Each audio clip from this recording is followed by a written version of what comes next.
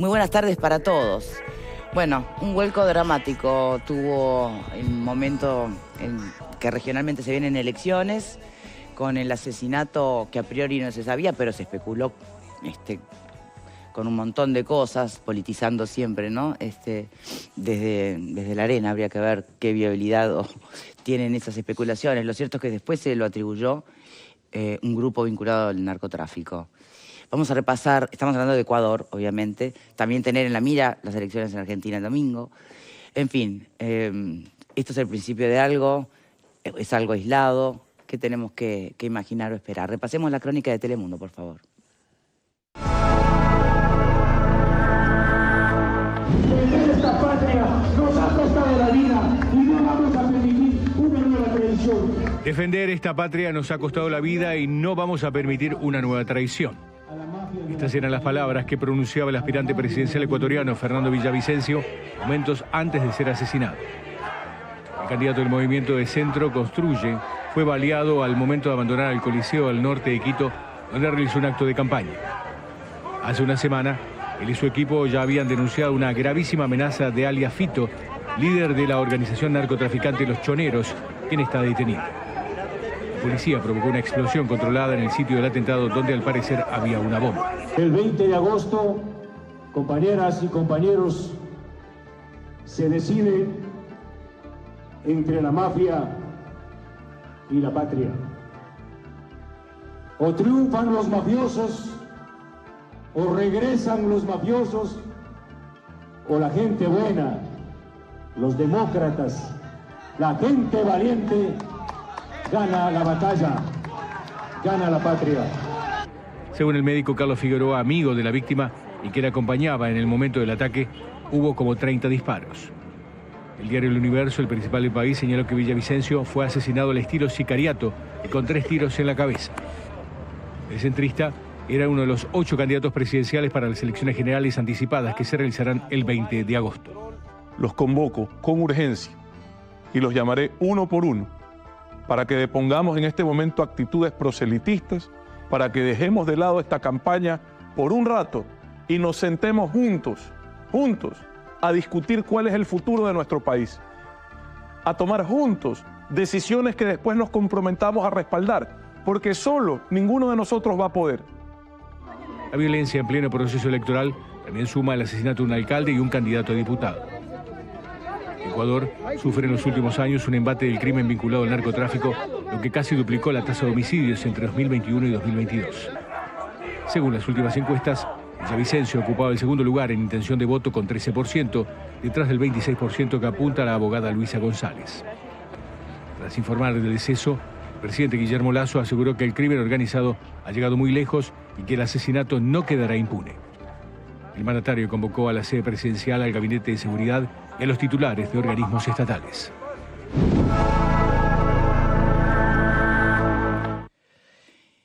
Y las palabras de Villavicencio eran: ustedes son mi chaleco antibalas, refiriéndose, ¿no? Que vengan los capos del narco, que vengan sus sicarios, que aquí estoy. Y sí, y fueron. Y es increíble asistir en estos tiempos a este tipo de violencia. ¿Es la mafia contra los demócratas como propone el presidente de Ecuador en este momento? ¿Qué pasó acá? ¿Qué pensás, Alfredo? Es difícil para nosotros, de nuestra óptica, pensar en este tipo de cosas, ¿no? Porque acá es como medio inimaginable. En América Latina se ha dado en diferentes épocas, en diferentes circunstancias. Las más recientes, si se quiere, fue los candidatos en México, Luis Galán en el 89 y Luis Donaldo Colosio en México en el 94. No nos olvidemos de aquel atentado contra Bolsonaro, incluso, ¿no? Cuando fue la campaña de la primera presidencia, que fue, ¿no? Con un cuchillo, quizás. Incluso después, lo más cercano que hemos tenido acá ha sido el atentado contra Cristina, ¿no? Siendo vicepresidenta. Es decir, hay un grado de violencia que en América Latina no es nuevo, pero Uruguay un poco ha sido la excepción. Acá lo que llama la atención es que no es un tema aparentemente solo de cuestiones políticas, está la cuestión del narcotráfico, bueno, por medio, ¿no? Sí, a ver, es ¿esto es producto de la violencia del narcotráfico o cuando el propio fallecido habla de la mafia, habla de el narcotráfico corrompido y enquistado en el poder? Porque son cosas distintas, y posiblemente haya algo de eso, ¿no? Porque si no, no tendría por qué. Es decir, ¿por qué un grupo narcotraficante va a atentar contra un candidato a presidente? Es decir, evidentemente hay una maraña ahí adentro que nosotros desconocemos, ¿tá? Por lo menos porque Ecuador parece que fuera en el extremo del mundo, ¿no? Y estamos bastante cerca, pero no sabemos nunca nada de los países de América Latina. ¿Uruguay mandó algún mensaje? Sí, creo que el gobierno se solidarizó. La Cancillería hubo un repudiando el hecho, lamentando el hecho, yo qué sé. ¿Ah? Pero bien. Es bravo de entenderlo. Para nosotros es dificilísimo entenderlo, ¿no? No, porque cuando a veces se plantea el avance del narcotráfico y que no podemos jactarnos de ser diferentes a nadie, ¿no? Entonces decís, bueno, claro, es inimaginable, pero crece el narcotráfico. ¿Hasta dónde se le va a permitir agarrar poder? No digo en estos extremos de violencia, ¿no? Pero uno se hace las preguntas, ¿no? Sí, y estar alerta. Fernando. Yo creo que Sudamérica o Latinoamérica tiene componentes de violencia política y social de repente mucho más elevadas que el resto del mundo. En Uruguay todavía no ha pasado contra dirigentes políticos o contra candidatos, pero los niveles altísimos de violencia que tenemos tienen que ver con el narcotráfico, ¿no? O sea que no deberíamos pensar que esto... ¿Qué pasó? No. No deberíamos pensar que esto nos debería ser ajeno. Hoy es ajeno, pero mañana, si seguimos dejando avanzar al narcotráfico, en algún momento va a suceder. Y yo, la verdad que en el vecino país, en Argentina, mataron a un fiscal. No estamos tan lejos, ¿no? En Paraguay también. Paraguay también. En Brasil apuñalaron al candidato. No estamos tan lejos, ¿no? Ojalá que no llegue, pero la penetración del narcotráfico cada vez se nota más, ¿no? Y yo vuelvo sobre lo mismo. Estamos haciendo algo muy mal con el narcotráfico, ¿no? Nos siguen ganando y siguen pasando cosas. Acá no hay ningún candidato que se pare y amenace a los narcos o que diga que va a salir a buscarlos hasta abajo de la cama. No hay ninguno. Nadie, nunca. Dicen, sí, el combate a la droga y combate, y van y cierran 4 bocas pasta base. Me parece que es un problema de Latinoamérica, que es un problema de gobernantes corruptos, no digo en este caso, ¿no? O de funcionarios corruptos. Es un problema que el narcotráfico penetró en algunos países ya, que los transformó en narcoestados, y esto es un proceso que yo no sé cómo, no tengo ni idea cómo se para, pero es un proceso que avanza y que va y va, ¿no? No sé nada de Ecuador, no sé nada. Sé la noticia como la mandaron, no sé nada de la interna de Ecuador, no sé nada de la droga en Ecuador, no sé nada. Pero aparece, por lo menos por todas las crónicas, que está el tema bastante vinculado al narcotráfico, parecería. No puedo sacar conclusiones si tiene componentes políticos. Por componentes políticos normalmente no pasan este tipo de cosas, ¿no? Porque incluso la acuchillada a Bolsonaro de repente tiene componentes más sociales que políticos. Tiene las posturas o las posturas homofóbicas o las posturas racistas. Quizás pueda venir, me parece a mí, más por ahí. Pero el narcotráfico corrompe y corrompe y corrompe y corrompe. Y avanza y avanza y avanza. Y de Latinoamérica se fugan de las cárceles, incluyo todo, porque se fugaron de acá, pero se fugan de las cárceles, pasan cosas con pasaporte, pasan cosas raras. Hay mucha plata y acá parece que, no sé, en los países de Latinoamérica, en algunos ya corrompió el Estado y en otros, si todavía no llegó, van vías.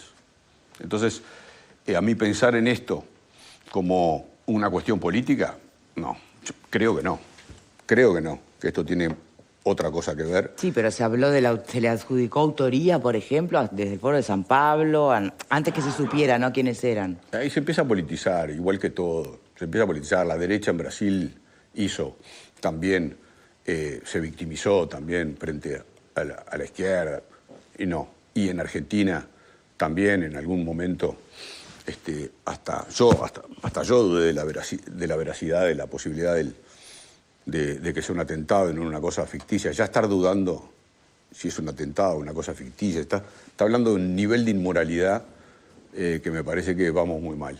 Y acá, por suerte, todavía parecería que, bueno, iba a decir estamos libres, pero yo no puedo decir estamos libres cuando se nos fugan los presos a las cárceles o cuando entregamos pasaportes de forma rara. Yo creo que no estamos libres. Creo que todavía no llegó a tanto, pero van bien. Bien, Vero.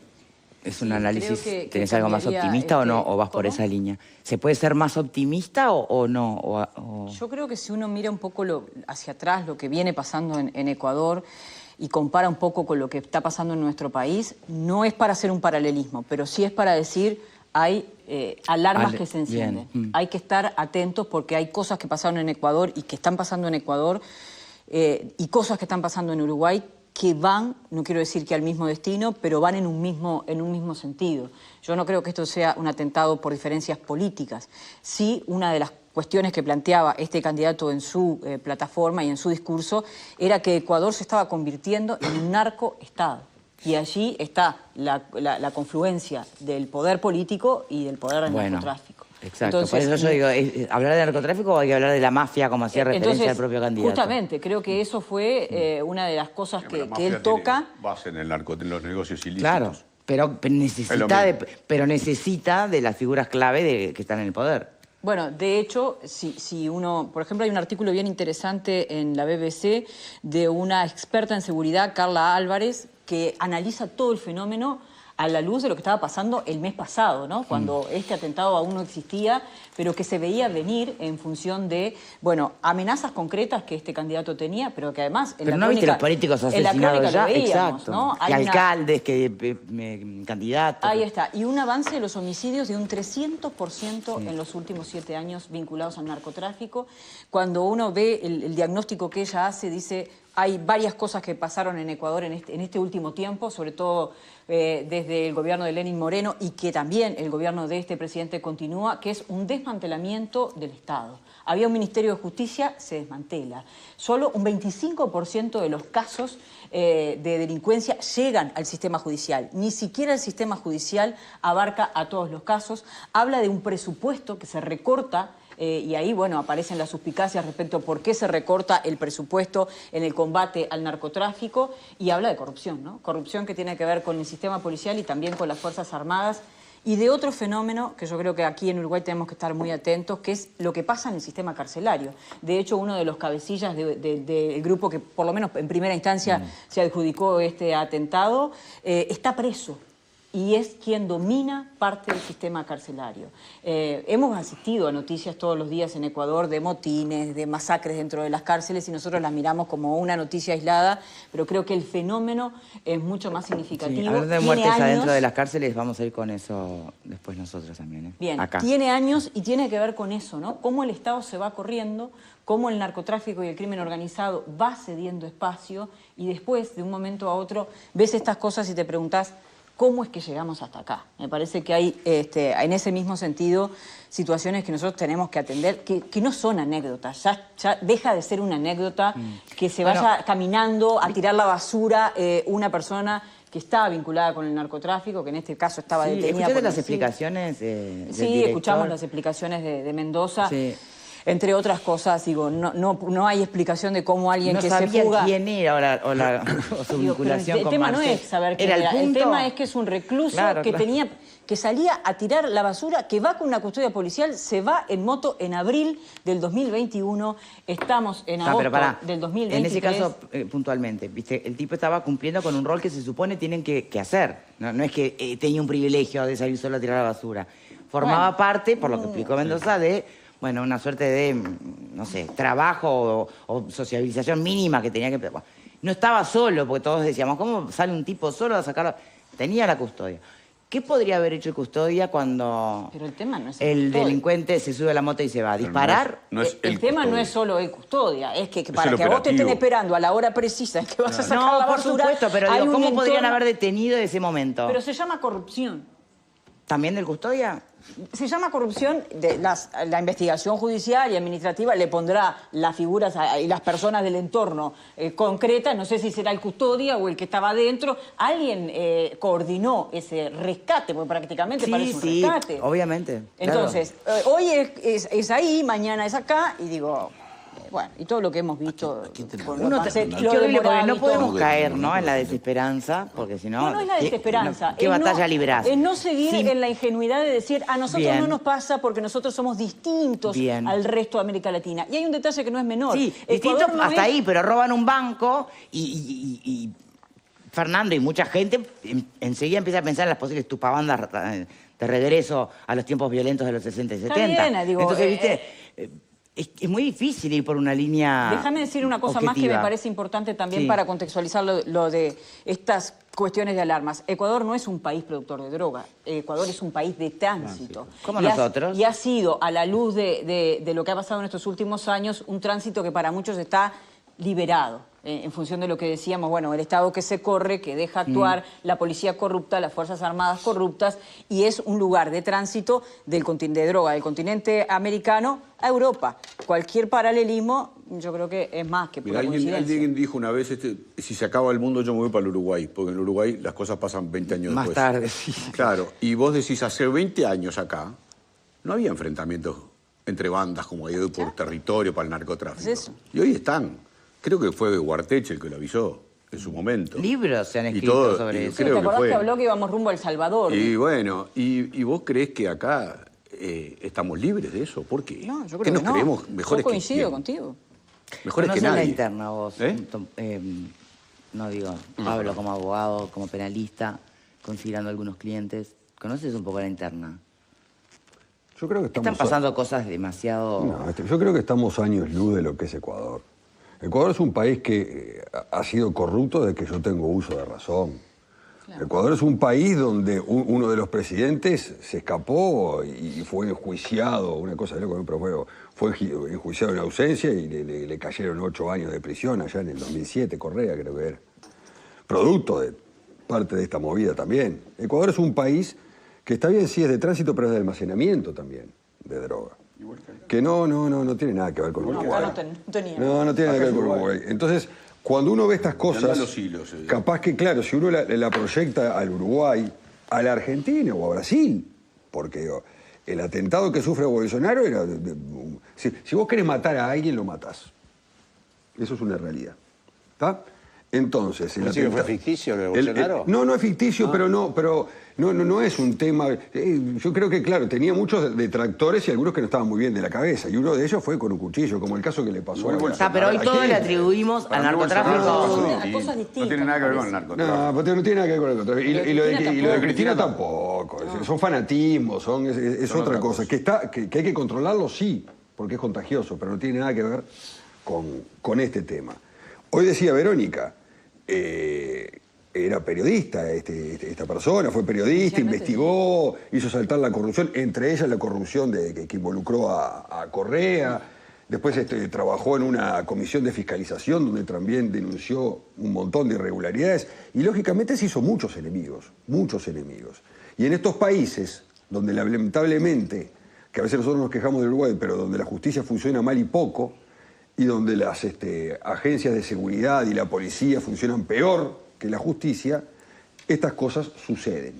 Lamentablemente estas cosas suceden. Como sucede, no es nuevo, como sucede en Colombia, como sucede en México, no hay que olvidarse, en Colombia hace 30 años que mataban dirigentes políticos. De hecho, grandes narcotraficantes fueron legisladores. O sea, pasan cosas que son increíbles, ¿no? Mirá lo que me señala Lilian Kichichian. En 1971, vos te tenés que acordar, a Sereñi, en plena campaña electoral, lo intentaron matar con un cuchillo en Castillo. Sí, en Castillo. ¿Te acordabas? Sí. Sí, pero son fanatismos. Son, claro, son, digamos, Son episodios fanatismos. de naturaleza u origen diferente, Claro. ¿no? Claro, pero son Que fanatismos. no dejan de No ser. se olviden de la mataron. bomba que le pusieron a Sanguinetti Y acá Los vinos mataron a a la Cecilia, casita, sí, y a los vinos. Hugo Flores. a Cecilia Fontana de Geber la envenenaron acá. Sí, por eso lo estaba hablando. Y amenazaron a... Y acá pasan cosas también. No, está Bueno, bien, pero pasan ahora cosas, estamos pero hablando acá nos de creemos que no narcotráfico, somos de algo años mucho luz. más grande, No, de sí, crimen estamos años luz. organizado. Uruguay ya se supone que está muy atento Acá lo a más las grave alarmas. del o al punto de menos en vista- el discurso de las autoridades uno lo siente así. ¿Lo estaremos? Vic, lo más grave desde el punto de vista del narcotráfico acá fue aquella vez que se pudo parar el atentado contra Guarteche, que habían contratado un capo narco, había contratado 2 sicarios, ¿tá? Para matar a Guarteche, que era el ¿Eso jefe. es lo más grave o es No, todo del lo punto de que vista vemos que está pasando? Vinculado, entendámonos, Un a Moravito, violencia, un Marcet. violencia, narcotráfico y asesinato de jerarcas, Ah, bien, jueces, bien, sí, a eso me refiero. Es lo más grave y que se pudo parar porque la DEA, aparentemente, por lo que decía Gabriel Pereira, fue la DEA que dio el... Amenazas a ministros también hubo. Sí, hubo amenazas a Bonomio lo amenazaron. Ya sí. volvemos, sí, tenemos que hacer una pausita y ya venimos.